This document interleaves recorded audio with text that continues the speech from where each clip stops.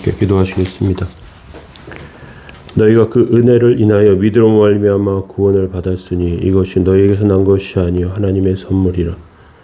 행위에서 난 것이 아니니 이는 누구든지 자랑하지 못하게 함이니라. 거룩하신 하나님, 저희들의 영혼과 삶의 은혜 주심을 감사합니다. 곤고한 심령에게 하나님의 도우심을 허락하시고 정결하고 온전한 삶으로 주여 인도하여 주옵소서. 은혜로 세우시기 원합니다. 오늘도 붙잡아 주시고 함께 없소서. 예수님의 이름으로 기도합니다. 아멘. 네, 찬송가 384장 1절 찬송 드리겠습니다. 나의 갈 길 다가도록.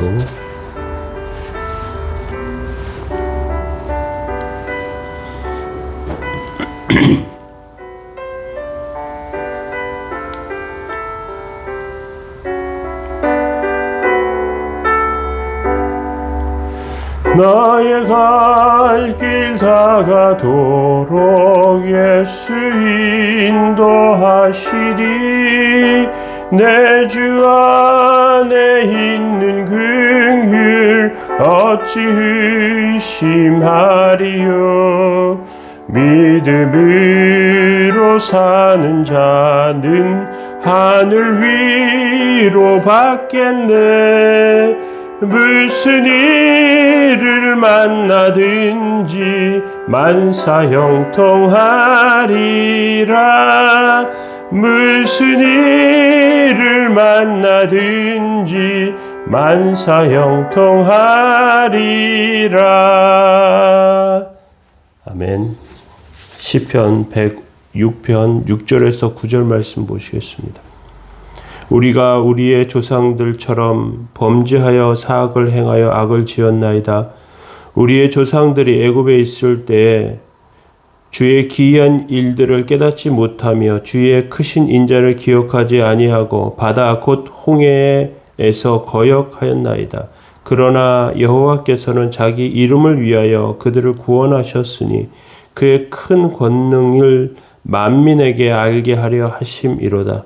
이에 홍해를 꾸짖으시니 곧 마르니 그들을 인도하여 바다 건너기를 마치 광야를 지나감 같게 하사 그들을 그 미워하는 자의 손에서 구원하시며 그 원수의 손에서 구원하셨고 그들의 대적은 물로 덮으심에 그들 중에 하나도 살아남지 못하였도다. 아멘. 11절까지 말씀 함께 봤습니다. 오늘은 시편 106편 두 번째 시간으로 홍해 앞에 선 이스라엘 백성들에 대해서 살펴보기를 원합니다. 이스라엘 백성이 홍해 앞에 서게 된 것은 그들에게는 죽느냐 사느냐 중요한 기로에 선 것이었습니다. 6절에 보니까 우리가 우리 조상들처럼 범죄하여 사악을 행하며 악을 지었나이다 이렇게 되어 있습니다. 후대의 이스라엘 백성들도 조상들 때와 같이 사느냐 죽느냐 하는 위기 가운데 처해집니다. 이것은 히스기야 때 아수르 군대가 쳐들어왔어요. 그때 그들은 죽을 위기에서 살게 되죠. 또 다른 때에도 이스라엘 백성들의 역사 가운데 위기에 처하는 상황들이 있었지만 하나님께 대해서 불신하고 하나님을 의지하지 않고 불안에 떨면서 원망하는 그런 모습을 보입니다. 이스라엘 백성들이 아니고 사실 다른 어떤 사람이라도 이러한 일에 두려워하면서 절망하게 됩니다.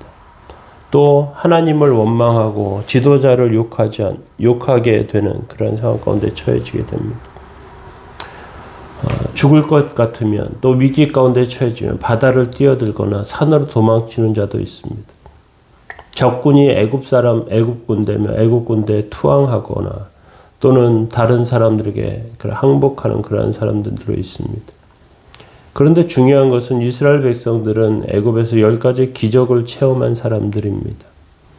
7절에 우리 조상이 애굽에 있을 때 주의 기이한 일들을 깨닫지 못하며 주의 크신 인자를 기억하지 아니하고 바다 곧 홍해에서 거역하였나이다 이렇게 되어 있습니다.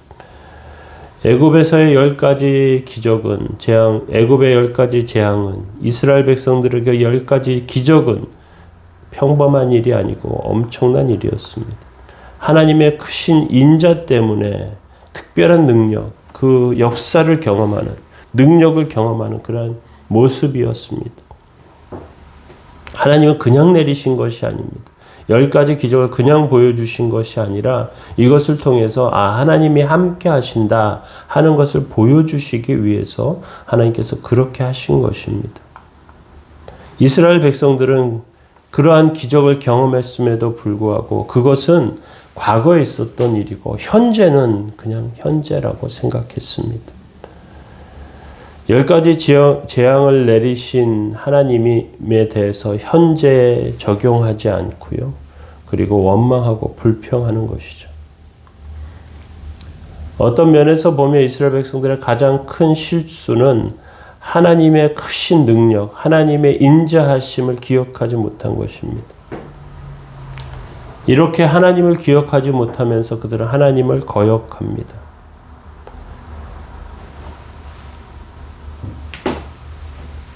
과거에 하나님께서 이런 큰 기적을 보이시니까 찬양하고 하나님을 높였습니다. 그런데 과거의 은혜는 은혜고 현실의 어려움에 빠져버린 것이죠. 이런 면에서 보면 모세의 신앙은 위대한 신앙입니다. 모세도 이스라엘 백성들처럼 함께 두려워할 수 있습니다. 그런데 모세는 하나님께서 10가지 기적을 행하신 것을 믿고 그리고 이렇게 말합니다. 출애굽기 20장 20절에 보면 모세가 이스라엘 백성들에게 두려워 말라. 하나님의 인자하심은 너희를 시험하고 너희로 경외하여 범죄하지 않게 하려 하신다. 그렇게 말합니다. 하나님의 그런 능력을 확실하게 알기 때문에, 확실하게 믿기 때문에 그렇게 말할 수 있었던 것입니다. 예수님 때에 배를 타고 가던 제자들도 비슷합니다. 육지에서 예수님께서 병자를 고치시고요. 많은 귀신 들린 자를 치료하십니다. 배를 타고 가다가 광풍을 만나고 폭풍을 만나니까 지금까지 행하신 예수님의 능력과 인자하심을 잊어버리고요. 마가복음 4장 37절 38절에 보면 큰 광풍이 일어나며 물결이 배에 부딪혀 들어와 배에 가득하게 되었더라.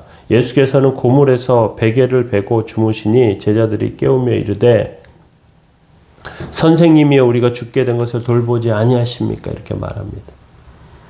현실을 보는 것이죠. 그리고 소리치며 난리는 것입니다.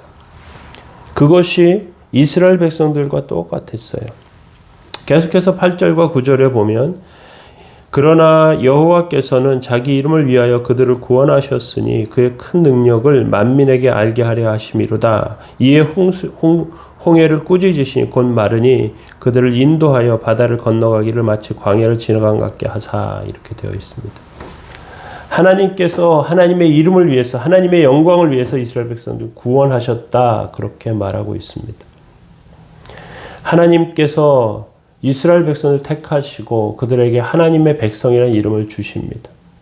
그것은 이스라엘 백성들을 통해서 하나님의 어떠한 분이신지 하나님의 능력과 하나님의 인자하심이 어떠한지 밝히시기 위해서입니다. 그래서 하나님께서는 그 연약한 이스라엘 백성들에게 은혜를 베푸시고요. 바다를 책망하시고 하나님의 큰 능력을 보여주셔서 육지처럼 건너게 하십니다.